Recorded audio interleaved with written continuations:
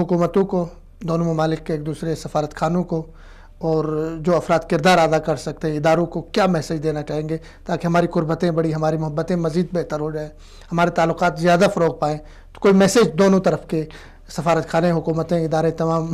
ویسے تو کہتے ہیں نکار خانے میں ہماری طوطی کون سنے گا، لیکن کہنے میں اور پیش کرنے میں آپ کو کبھی کنجوسی سے کام نہیں لینا چاہیے. میں سمجھتا ہوں کہ کوئی چند بنیادی نکات طے کر لینے چاہیے. نمبر ایک، میں سمجھتا ہوں آپ کو کلچرل سینٹر دونوں طرف کے قائم کرنے چاہیے. پاکستان کو عرب دنیا میں، عرب دنیا کو پاکستان ایکسچینج ہونا چاہیے، دونوں ایکسچینج، آپ کی کلچرل ایکسچینج جو ہے وہ بڑھنی چاہیے. دوسرے نمبر پہ آپ کے جو عوامی تعلقات ہیں ان کو بہت ہی فعال ہونا چاہیے. آپ کی عوامی سطح پر جو تعلقات کی سطح ہے اس کو اور مضبوط ہونا چاہیے.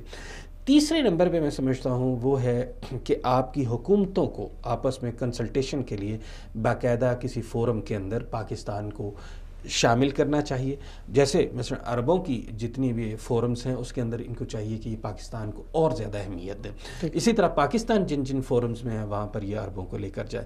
پھر اسی طرح تجارت اور اقتصاد، یہ چونکہ سب سے بڑی بنیادی چیز ہے، اقتصادی حوالوں سے ہمیں انتہائی مربوط طریقے سے دونوں قوموں کو، دونوں ملکوں کو یا دونوں عواموں کو بہت قریب کرنے کی انویسٹمنٹ موجود ہے. صرف اس کو سسٹمیٹک طریقے سے فعال کر کے منظم کرنے کی ضرورت ہے. اگر وہ ہم کر جائیں تو میں سمجھتا ہوں ہمارے تعلقات اور زیادہ مفید ہو سکتے ہیں. بہت شکریہ ڈاکٹر.